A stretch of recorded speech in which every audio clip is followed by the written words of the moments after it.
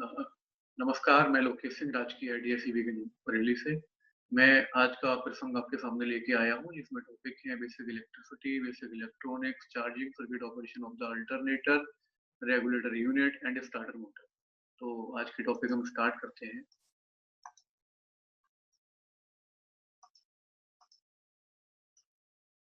तो सबसे पहला हमारा टॉपिक है बेसिक इलेक्ट्रिसिटी, इस पर हम बात करेंगे and basic electronics, charging circuit operation of alternator पर हम बात करेंगे, regulator unit and starter motor.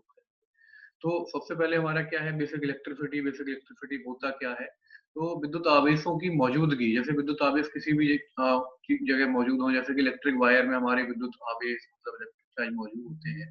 तो उनके जो फिजिकल जो इवेंट होते हैं, भौतिक परिघटनाएं जो होती हैं, उनके जो सेट को, उनके समुच्चय को हम लोग जो है बेसिक इलेक्ट्रिसिटी कहते हैं।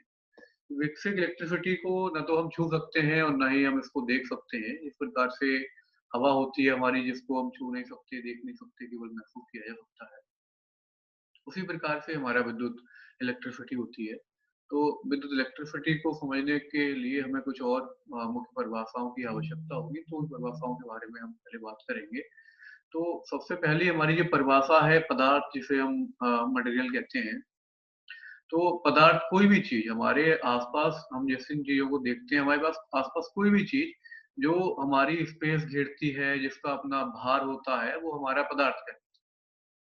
इसके बाद पदार्थ के बाद हमारा अणु है, तो हमारा जो अणु होता है, वो अणु कुछ 2 या 2 से अधिक परमाणुओं को आपस में जोड़कर बनाया जाता है। 2 या 2 से अधिक परमाणु हमारे जो होते हैं रासायनिक बंध, केमिकल बॉन्ड से बंधे होते हैं। और उनमें जो है परमाणुओं को जोड़ने के लिए बहुत प्रकार के बंध इस्तेमाल किए जाते हैं। केमिकल बॉन्ड कई प्रकार के होते हैं। परमाणु अगला हमारा जो डेफिनेशन है, जिसे हम एटम कहते हैं। तो हमारा एटम जो है किसी भी पदार्थ की सबसे छोटी इकाई है। और ये एक ऐसी छोटी इकाई है जिसमें उस पदार्थ की जो प्रॉपर्टीज हैं, केमिकल प्रॉपर्टीज हैं, वो निहित हो। मतलब अगर हम किसी पदार्थ के, किसी एटम की केमिकल प्रॉपर्टी अगर हम जान लें, तो हम ये बता सकते हैं कि उस पूरे पदार्थ का जो है केमिकल प्रॉपर्टी वही होंगी। उसके बाद हमने बात की है यहाँ पर प्रोटॉन, इलेक्ट्रॉन, न्यूट्रॉन्स की। तो सबसे पहले जैसे कि हमारा ये चार्ट बना हुआ है, इस चार्ट में हमने इलेक्ट्रॉन की बात की है। तो हम बताएँगे कि इलेक्ट्रॉन जो है हमारा बेसिक, सबसे बेसिक कण है। और जो इलेक्ट्रॉन होता है हमारा, ये नाभिक देखो हमने दिखाया है, इस नाभिक के चारों ओर हमारा इलेक्ट्रॉन हमने यहाँ दिखाया है, जो कि इनकी कक्षाओं में हमारे इलेक्ट्रॉन मूव करते रहते हैं। 1897 में इलेक्ट्रॉन की जो खोज है हमारी जे जे थॉमसन ने की थी। और इलेक्ट्रॉन जो होता है हमारा, वो ड्यूअल नेचर में होता है। इसके दो प्रकार के प्रकृति होती है। एक तो ये होता है कि ये बंधन नेचर में होता है, मतलब ये बाउंडेड होता है। बाउंडेड मतलब जैसे हम नाभिक की बात करें, तो नाभिक के चारों ओर हमारा क्या होता है, इलेक्ट्रॉन मूव करते हैं। ये इलेक्ट्रॉन यहाँ से अपनी कक्षा को छोड़ के नहीं जा सकते इतनी आसानी से। तो ये जो है इसके बंधन में है। दूसरा होता है फ्री, फ्री इलेक्ट्रॉन, मुक्त। तो फ्री इलेक्ट्रॉन जो हमारा होता है, जैसे इलेक्ट्रिक चार्ज है, या हम थर्मल कंडक्टिविटी या इलेक्ट्रिक कंडक्टिविटी की बात करते हैं, तो कोई भी हमारा वायर है जिसके अंदर इलेक्ट्रॉन बहते हैं, जिसके कारण हमारी इलेक्ट्रिसिटी उसमें फ्लो होती है अपोजिट डायरेक्शन में। तो वो जो इलेक्ट्रॉन होता है वो फ्री टू मूव है, वो हमारा स्वतंत्र है मूव करने के लिए। तो इलेक्ट्रॉन का यहाँ पर हमने संकेत दिखाया है -1, हमने इसका जो है चार्ज दिखाया है। और आवेश इलेक्ट्रॉन पे जो चार्ज होता है, दैट इज 1.602 10 की घात -19 कूलम होता है। इसका द्रव्यमान जो है 9.108 10 की घात -31 किलोग्राम होता है। इसके बाद हम बात करेंगे प्रोटॉन की। तो प्रोटॉन की जो हमारी खोज है, वो हमारी रदरफोर्ड ने की थी। ये हमारा एक धनावेशित कण है, जैसे कि हमने इसके संकेत में दिखाया गया है, +1 से हमने इसको शो किया है। और इसका जो आवेश है वो +1.6 10 की घात -19 कूलम होता है, तथा इसका द्रव्यमान जो है 1.67 10 की घात -27 किलोग्राम होता है। प्रोटॉन की खोज जो है 1920 में रदरफोर्ड ने की थी। रदरफोर्ड ने ही हमें इस नाविक के बारे में बताया। इस नाविक की खोज भी रदरफोर्ड ने की थी। और जो हमारे प्रोटॉन होते हैं, वो हमेशा नाविक के अंदर होते हैं। हमारा जो न्यूट्रॉन होता है, न्यूट्रॉन भी हमारा जो है नाभिक के अंदर ही रहेगा। लेकिन न्यूट्रॉन में खास बात ये है कि ये न्यूट्रल होता है, इसका कोई चार्ज नहीं होता, ये बिल्कुल उदासीन होता है। और इसका द्रव्यमान 1.67 10 की घात -27 किलोग्राम होता है, जिसकी खोज चैडविक ने 1931 में की थी। तो अब इसके बाद हमारा इलेक्ट्रिसिटी में बहुत इंपॉर्टेंट जो नियम है, वो है ओम का नियम। तो ओम का नियम समझने के लिए हमें सबसे पहले विद्युत धारा, विभवांतर और प्रतिरोध के बारे में समझना पड़ेगा। तो धारा बेसिकली कहते हैं इलेक्ट्रिसिटी फ्लो हो रही है, तो जो हमारा आवेश प्रवाह की दर है, आवेश प्रवाह की दर को हम विद्युत धारा कहते हैं। और हमारी जो इलेक्ट्रॉन थ्योरी है वो हमेशा कहती है कि जो हमारी इलेक्ट्रिसिटी होती है वो धनात्मक सिरे से ऋणात्मक सिरे की ओर बहती है, और इसका मात्रक हमारा जो है एम्पियर होता है, तथा इसको जो है हम कैपिटल आई से प्रदर्शित करते हैं, और एम्पियर मीटर से हम जो है विद्युत धारा को नाप सकते हैं। अगला हमारा है विभवांतर। विभवांतर जिसे हम वोल्टेज कहते हैं, ये आवेश को पुश करता है, इलेक्ट्रिक चार्ज को ये धक्का देता है, पुश करता है, जिससे हमारा करंट फ्लो होता है। इसका मात्रक जो है वोल्ट होता है, तो इसे मापने के लिए वोल्ट मीटर नामक उपकरण का हम लोग प्रयोग करते हैं। अगला है प्रतिरोध। जैसे कि नाम से ही स्पष्ट है, प्रतिरोध ये किसी चीज में रुकावट उत्पन्न करेगा। तो करंट के मार्ग में जो बाधा उत्पन्न करता है उसे हम कहते हैं प्रतिरोध, रेजिस्टेंस। इसको हम कैपिटल आर से प्रदर्शित करते हैं, और इसका जो मात्रक होता है वो ओम होता है, और जनरली इसको हम जो ओम मीटर से नापते हैं। ओम के नियम के हम बारे में बात करेंगे। ये सबसे ज्यादा इंपॉर्टेंट नियम है, जो एक भौतिक बात थे, जर्मन के भौतिकविद थे, और ये तकनीकी विश्वविद्यालय के प्रोफेसर थे, जॉर्ज साइमन ओम, जिन्होंने अपने नाम पर इसको ओम का नियम बताया 1827 में।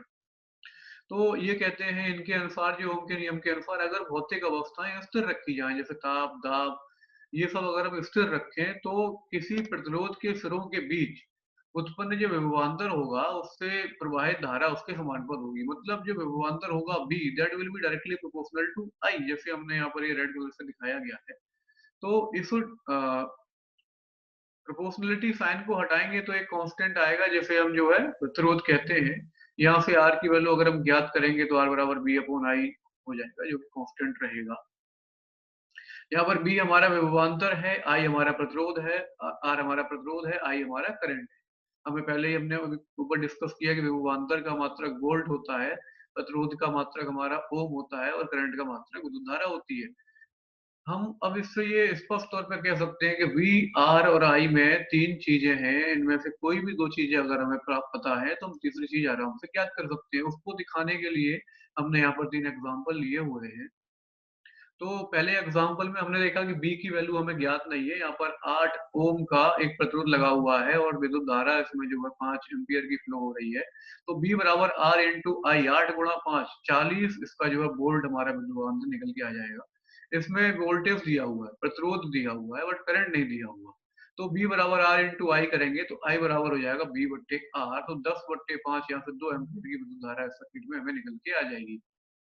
इसी प्रकार से हम तीसरे सर्किट की बात करेंगे, तो हमारा बी बराबर आर इंटू आई, जो ओम के नियम हमने पढ़ा, तो हमारी जो आर की वैल्यू हो जाएगी वो वी बट्टे आई हो जाएगी, और 3 ओम का यहाँ से प्रतिरोध निकल के आ जाएगा। अब अगर हम इन्हें संयोजन की बात करें, तो दो प्रकार के जनरली संयोजन हम इस्तेमाल करते हैं बैटरी के। तो पहला है हमारा सीरीज में, और दूसरा हमारा है, ये हमारा सीरीज संयोजन है, और ये हमारा पैरेलल संयोजन है। सीरीज संयोजन की खास बात क्या है, कैसे लिखेंगे सीरीज में लगा है, तो हम जानेंगे कि एक सेल का पॉजिटिव दूसरे सेल के नेगेटिव से जुड़ा हुआ है, एक सेल का पॉजिटिव दूसरे सेल के नेगेटिव से जुड़ा होता है। और सीरीज के पूरे सर्किट में करंट हमारा सेम होता है। जब हम बात करेंगे वोल्टेज की, तो वोल्टेज सपोज 1.5 वोल्ट पहले का है, 1.5 वोल्ट इसका है, 1.5 वोल्ट, 1.5 वोल्ट की अगर तीन बैटरियां हैं, तो तीनों का वोल्टेज इस केस में जुड़ जाएगा। और वोल्टेज के समानुपाती हमारा आर होता है, वी बराबर आर आई से। तो आर जो हमारा हो जाएगा, अभीष्ट आर जो निकल के आएगा, अभीष्ट प्रतिरोध इस सर्किट का, वो R1 R2 R3 तीनों के सम के बराबर निकल के आ जाएगा।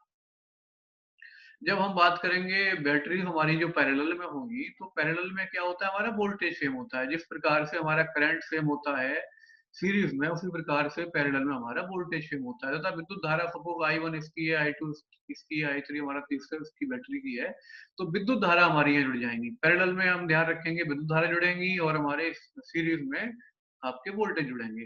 तो यहाँ से V बराबर आर आई की वैल्यू अगर यहाँ रख देंगे, तो हमारा जो आई बराबर बी बट्टे आर हो जाएगा। बी पूरे में सेम है, तो 1/आर जो अभी इस प्रतिरोध निकल के आ जाएगा, 1/आर बराबर 1/R2 plus 1/R2 plus R3। अब हम बात करेंगे विद्युत कुचालक, सुचालक और अर्धचालक। कहीं भी हमारी इलेक्ट्रिसिटी फ्लो हो रही है, तो वो कैसे मालूम करेंगे इलेक्ट्रिसिटी ज्यादा फ्लो होगी, किस धातु में कम फ्लो होगी। तो उसके लिए तीन कैटेगरी हमने बता दी। तो पहली कैटेगरी हमारी सुचालक है, जिसे हम कंडक्टर कहते हैं, इलेक्ट्रिकल कंडक्टर कहते हैं, इलेक्ट्रिसिटी कंडक्टर कहते हैं। तो इनमें क्या होता है, फ्री इलेक्ट्रॉन बहुत इजी से बह जाते हैं। और फ्री इलेक्ट्रॉन बहुत इजीली इसमें फ्लो कर सकते हैं, जिसकी वजह से इसमें करंट बहुत इजी से फ्लो कर सकता है। तो अधिकतर जो मेटल होती है जैसे तांबा, लोहा, कॉपर, स्टील, या हमारे हाथ भी भीगे हुए हैं तो वो भी सुचालक का काम करेंगे, जिसकी वजह से हमें कभी-कभी इलेक्ट्रिक शॉक लग जाता है अगर हम मेरे हाथों से करंट खींचते हैं तो। दूसरा है हमारा कुचालक।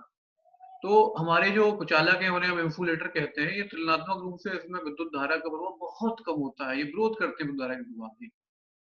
जहाँ हमें विद्युत धारा का प्रवाह नहीं चाहिए होता है, वहाँ पर हम कुचालक मटेरियल का इस्तेमाल करते हैं। जैसे आपने देखा होगा इलेक्ट्रिक पोल जो इलेक्ट्रिक के लट्ठे होते हैं, वहाँ पर चीनी मिट्टी के यहाँ पर कुचालक लगाए जाते हैं, जिससे कि वो तार का जो करंट है, विद्युत है, वो लट्ठे में ना आ जाए, क्योंकि लट्ठा हमारा धातु का होता है और तार भी हमारे धातु के होते हैं।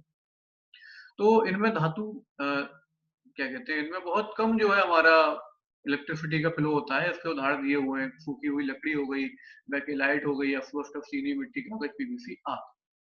नीचे कंडक्टर के कुछ उदाहरण दिए हुए हैं, इंसुलेटर के कुछ उदाहरण दिए हुए हैं। तो ये हमारा जैसे सिल्वर हो गया, गोल्ड हो गया, कॉपर हो गया, ये भी मेटल हो गई, तो ये सब हमारे कंडक्टर के उदाहरण है। बाकी जो इंसुलेटर की जब हम बात करेंगे तो glass, plastic, ceramic, rubber, paper, cork, wool, ये सब जो हमारे फैब्रिक है, फैब्रिक भी ये सब हमारे जो है कुचालक के उदाहरण है। सेमी कंडक्टर की बात करेंगे तो जनरली सेमी कंडक्टर जो है बहुत ज्यादा इस्तेमाल होता है हमारा इलेक्ट्रॉनिक्स में।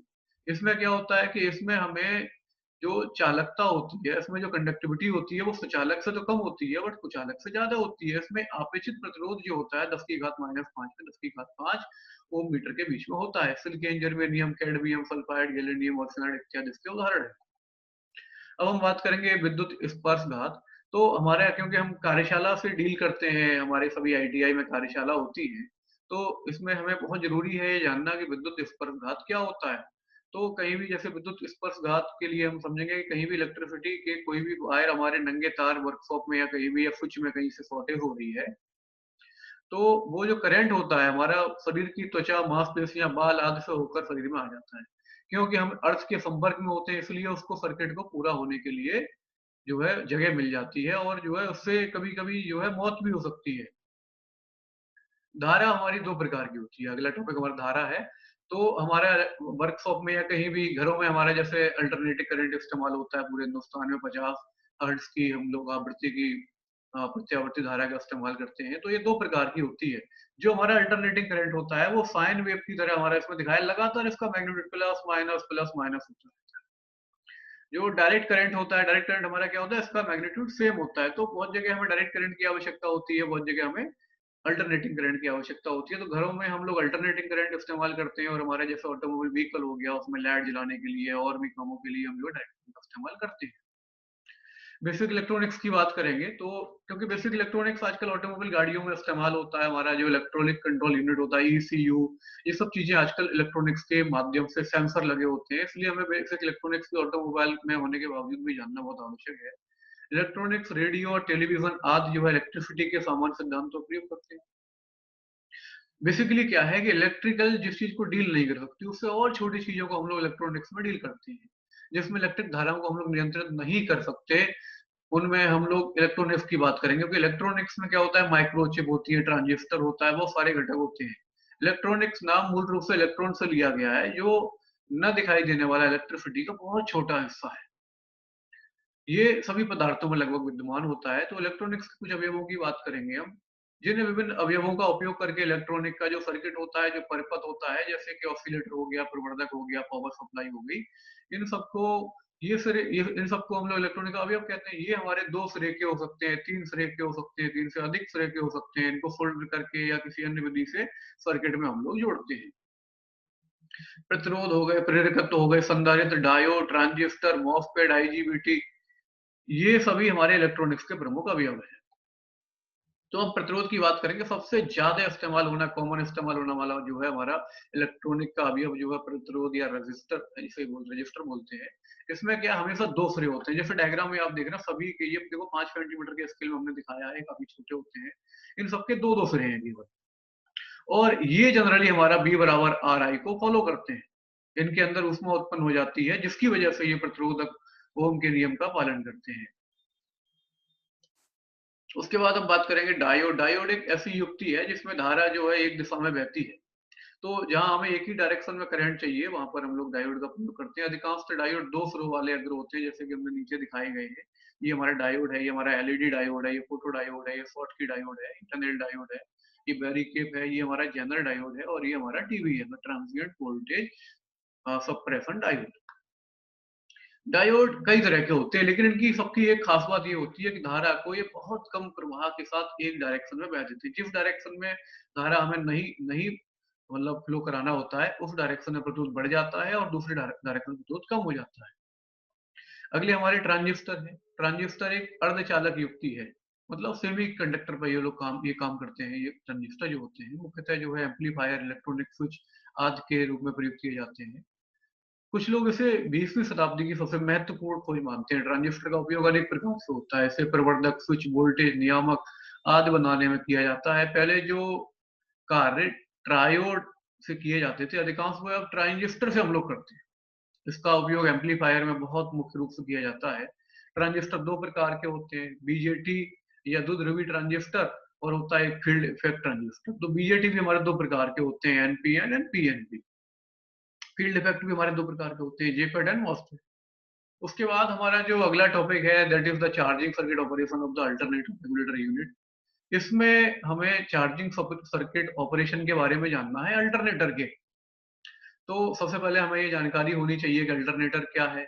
अल्टरनेटर हमारा जो है प्रतिवर्ती धारा उत्पन्न करने वाली एक इलेक्ट्रिक मशीन है। जनरली अब जो गाड़ियों में है हमारा अल्टरनेटर इस्तेमाल होता है, डायनामो का इस्तेमाल बहुत कम होता है। जब हम ऑटोमोबाइल व्हीकल की बात करते हैं, आजकल ऑटोमोबाइल बाइक्स में भी अल्टरनेटर का इस्तेमाल करते हैं।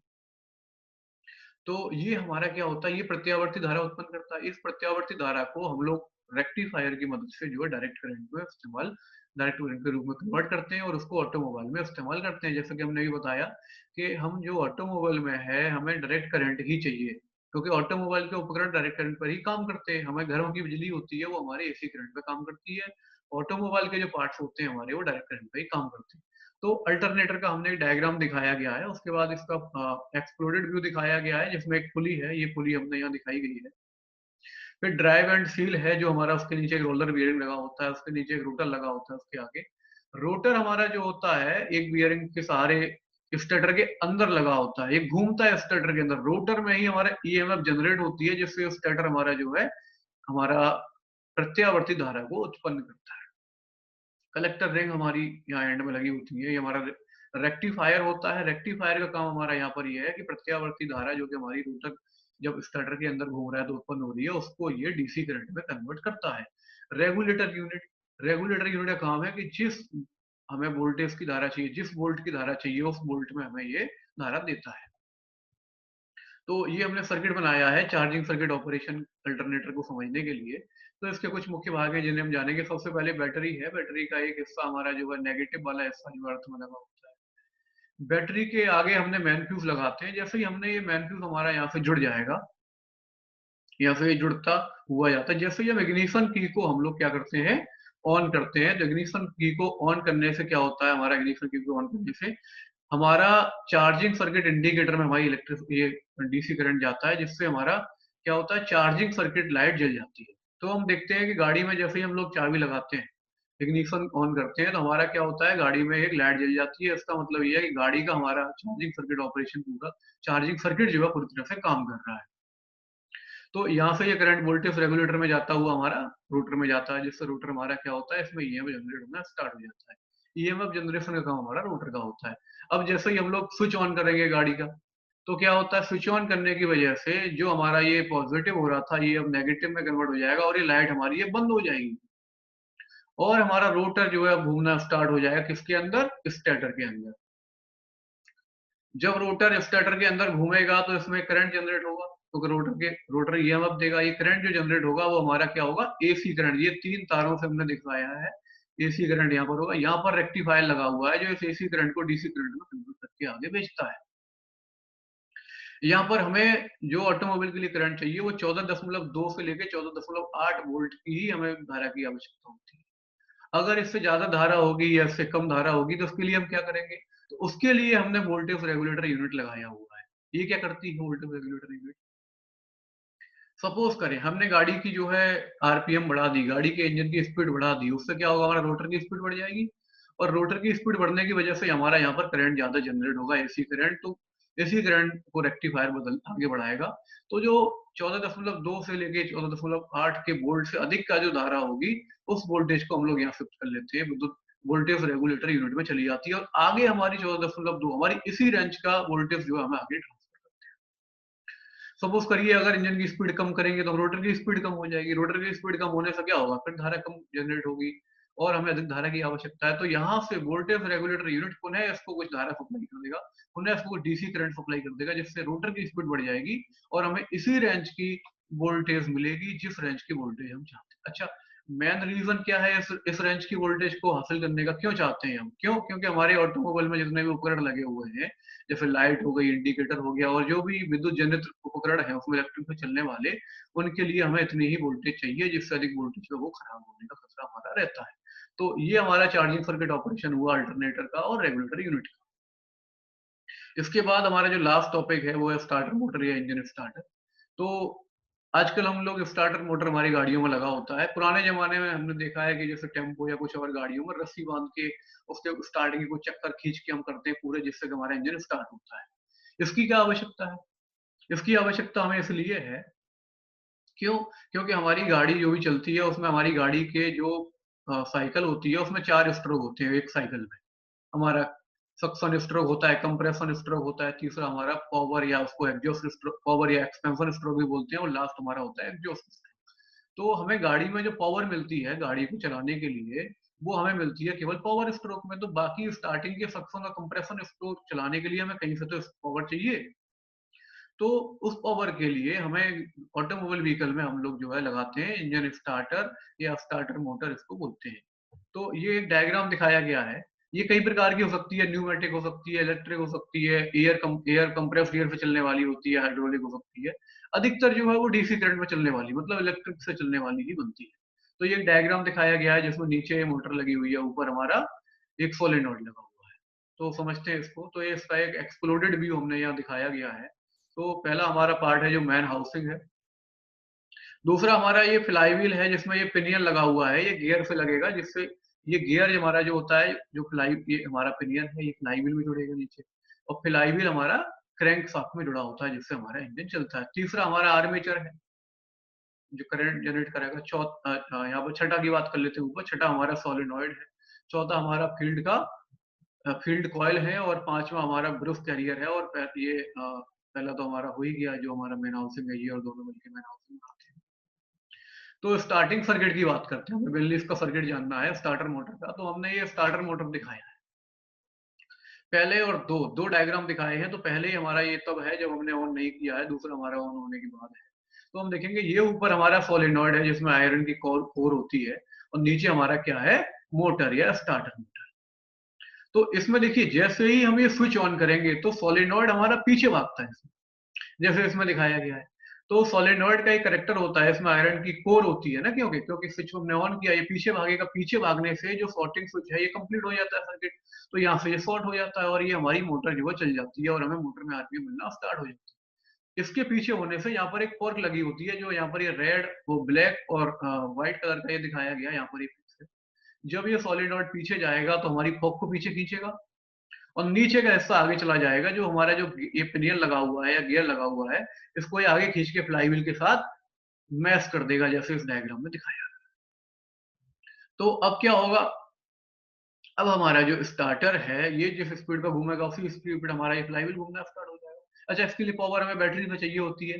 तो जैसे कि हम देखते हैं कभी कभी ऑटोमोबाइल गाड़ियों में हमारी जब बैटरी डिस्चार्ज हो जाती है तो उसे धक्के लगा के स्टार्ट करते हैं। तो उन धक्कों से हम लोग क्या करते हैं, स्टार्टिंग की ये दो साइकिल हमारे जो होते हैं, दो स्ट्रोक होते हैं, उन्हें हम लोग पूरा करने की कोशिश करते हैं। और एक बार जैसे ही हमारी पावर उसमें जनरेट होना स्टार्ट हो जाएगी, तो पावर जनरेट होना जैसे ही हमारी स्टार्ट हो जाएगी, तो उसमें हमारा अ, बाद में आवश्यकता नहीं पड़ेगी। एक साइकिल हमारी पूरी हो गई, उसके बाद हमारा प्रॉपर तरीके से वो चलता रहेगा। तो ये हमारा अभी आज का टॉपिक था। ये हमारा आज का टॉपिक था। आज के टॉपिक में देखिए हमने सीखा कि बेसिक इलेक्ट्रिसिटी क्या होती है, बेसिक इलेक्ट्रॉनिक्स क्या होती है, बेसिक इलेक्ट्रिसिटी के अवयव क्या है, बेसिक इलेक्ट्रॉनिक्स के अवयव क्या है। और उसके बाद हमने जो है चार्जिंग सर्किट ऑपरेशन सीखा अल्टरनेटर का, अल्टरनेटर गाड़ी में क्यों लगाया जाता है, अल्टरनेटर का क्या काम है, अल्टरनेटर का सर्किट कैसे काम करता है, उसकी सर्किट में हमारा रेगुलेटर यूनिट का क्या महत्व है। उसके बाद जो लास्ट टॉपिक हमने सीखा, वो हमने सीखा स्टार्टर मोटर का, कि स्टार्टर मोटर डायनामो की जगह क्यों लगाई जाती है, स्टार्टर मोटर का हमारा क्या काम है, और स्टार्टर मोटर का हमने सर्किट जाना। तो ये हमारा आज का पूरा टॉपिक था। थैंक यू, धन्यवाद।